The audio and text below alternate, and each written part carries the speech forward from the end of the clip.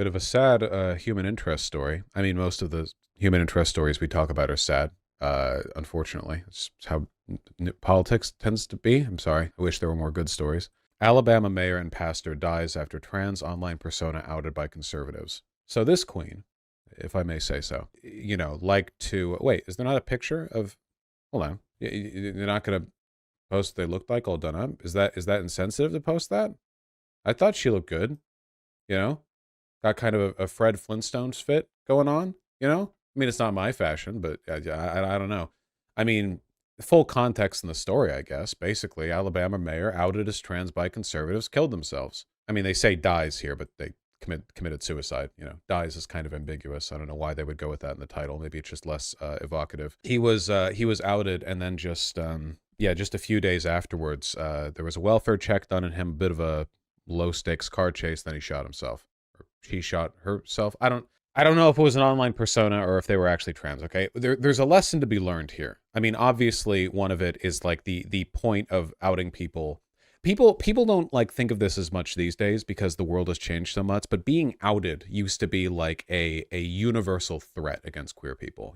Trans people weren't invented until 2012. So prior to that, it was just the gays. But being outed could potentially just obliterate your life. Like truly lose your job, your family, everything, all your social support networks, and just be cast out. And nowadays, that's still the case in some areas. I mean, Alabama probably being one of them, at least parts of it. But for a lot of people, y'all are just gay and trans openly, or at least gay openly. Being trans openly is, a little more difficult, a lot more involved there. But things have changed, right? Because things have changed, being forcibly outed is not the same threat that it used to be. Still is, not saying it's not, just saying that obviously the social consequences have waned over the past 30 years to making it known that a person is trans or gay or whatever. That doesn't mean that the consequences have been eroded entirely, which is why I've always said to people in my community that if you feel there's any ambiguity to your situation with regards to safety or acceptance, I'm not saying stay in the closet forever. I'm just saying exercise reasonable caution. Look, when you're like 16, 17, 18, and you're gay or you're trans or whatever, and your parents wouldn't accept you for it, but it feels like you're burning inside and you want to come out with that. I'm not saying that your feelings are invalid. I'm saying that it is very possible that in the long run, you would benefit more from keeping a tight lip in it until you're able to sort of find your footing a bit life-wise, find a situation where you're comfortable, than it would be to just go on out with it. That's really a personal decision, and I think you can do that incrementally by telling certain people you're close to. Often people who are queer who have unsupportive parents will tell like an online friend first, like they'll have a buddy they play, I don't know, Valorant with, and they'll be like, hey, I think I might be gay, and the Valorant person will be like, haha, that's so gay, because that's what the kids like to do. They like to ironically affect homophobia in a supportive way. I still do this. And sort of use that to temper out the process of finding your footing. For people who aren't in a position where even that feels possible, I mean, things can get kind of difficult and maybe take a long time, but I think it's worth doing things right. It's worth doing things proper.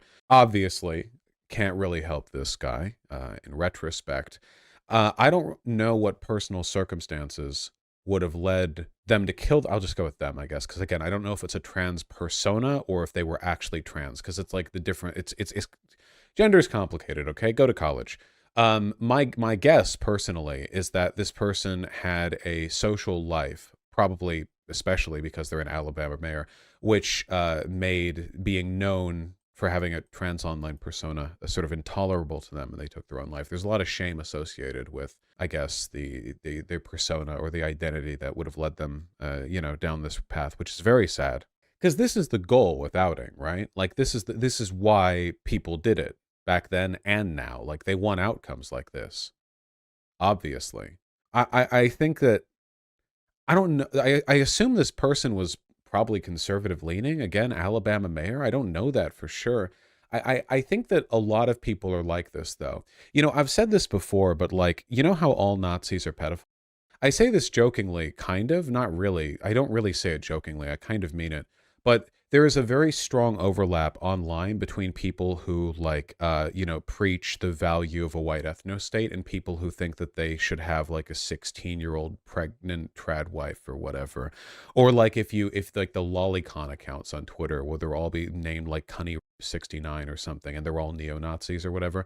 There's a big overlap there, and I think a lot of that is because like there's a very heavy overlap between sexual insecurity and fascism, but the association between sexual predilections and politics definitely doesn't end there. I think that there are heavy associations there, like conservatives being obsessed with interracial cuckoldry or just like trap porn or whatever.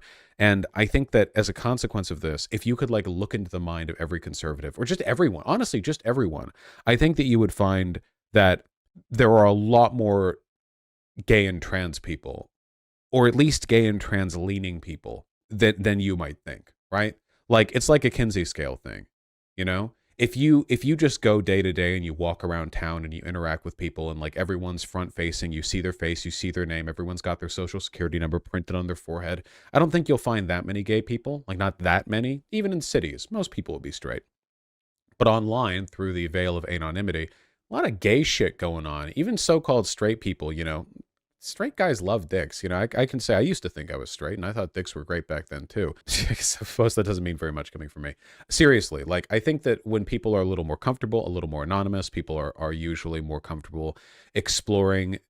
Maybe not enough so that they would like identify as being bi or pan in public or whatever, because that carries baggage with it. Like maybe you're like a straight guy, but you're like 5% gay. Like there's like if there was like a really hot dude, like whatever your imagined ideal of a really hot guy was, that you wouldn't mind like running your hands over him. And but it has to be like a really hot guy. And maybe that's not going to happen in real life, right? Like your opportunities to like feel up and the oiled like, underwear model are probably not that high in your day-to-day life. Maybe not in your day-to-day life, at least. Some of us are living our lives to our fullest. But so maybe in your day-to-day life, there wouldn't really be a point to calling yourself bi or pan, because the circumstances under which you would act as a bi or pan person are so abstract and unlikely that it's your lived experience is that of a straight person. But online, where you can look at photos of oiled up like male underwear models as much as you want, maybe things are a bit more ambiguous. I think it's like that with like transness as well, to an extent.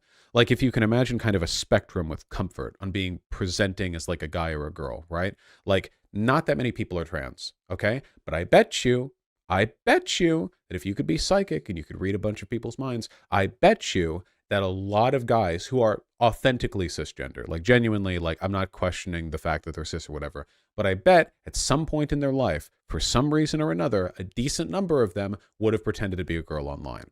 And maybe that's because they're in World of Warcraft and they want to get like free like leveling or whatever, or they want people to just give them gold and ask them to be their girlfriend. Maybe they want like free RuneScape girlfriend, like gold privileges. Maybe like whatever reason they come up with, like there's some point. And I think like if I'm not saying this makes you 1% trans or whatever, but I'm saying like there are degrees here. There's like a spectrum of comfort with presentation as a gender other than that which you identify generally. And if you put people along that spectrum in a vacuum, there would be a pretty wide distribution. Whereas in public, in real life, day to day, social security number printed right here, that all gets kind of flattened down into the pragmatics of what works to present yourself as. You know what I mean? I guess like a good example of this would be if you could, like, there's a lot of like, I guess, social weight to presenting that way. If you could imagine, like, maybe in your head you think it could be fun to wear a skirt one day. That's not inherently feminine, like kilts or a skirt, right? But like for the most part, people associate wearing a skirt with being like kind of girly, right? And you could imagine like, okay,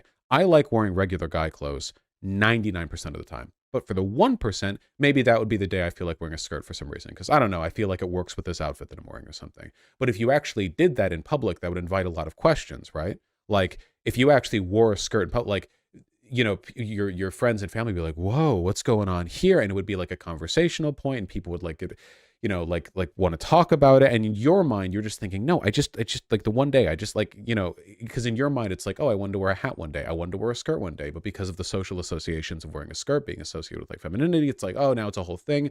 I think there are a lot of people who get kind of flattened down by the constraints and expectations of day-to-day social engagement. Maybe this person was one of them. Maybe this person was like that, maybe they were trans and in the closet. Maybe they just kind of liked girling it up for a bit. I don't really know. Obviously, this is very sad. And I mean, that's sort of like the straightforward, obvious, like top layer of the cake to the analysis here. But I also think that everyone, including the conservatives who outed this individual, are probably at least moderately vulnerable to something approximating this when it comes to gender or sexual presentation. And considering the fact that they were conservatives, they're also at risk of being outed for pedophiles too. So, there's always that. But I mean, specifically with regards to the gender and sex stuff. Okay. I don't know. I feel like I belabor this point enough. There are a lot of social complexities that people kind of fold into a box and don't address when they're engaging with people in public because there's so much more baggage that gets associated with it. People will assume that it's like a big thing or whatever when it can be like a very varying or minor part of your identity. You wear a hat one day, people call you the hat guy. You know how it is. You wear purple in one mini game, people call you the purple guy. It's just it's how it is. The color purple, people call you the purple guy, and then it becomes canon. Stay safe out there. Um, for any of you who are in the closet, maybe your circumstances don't permit being out now, but just keep in mind, I'm not saying you should stay in the closet forever. Obviously you have a sort of right to live your life authentically, but at the same time, please do remember, that burning feeling you have that you're wasting your life by not living like out.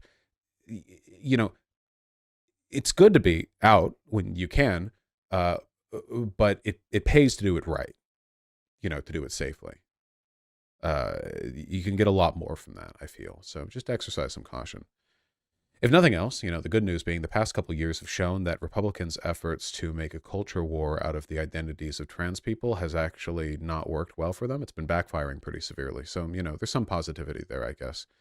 Maybe trans people aren't a good culture war target, considering the fact that, like, there aren't that many of them and most people barely see them and that they don't do like Jesus, like at least making like race a culture war topic. Like there's a whole history of like racial conflict and division and blah blah. What transgender civil war was it? Let's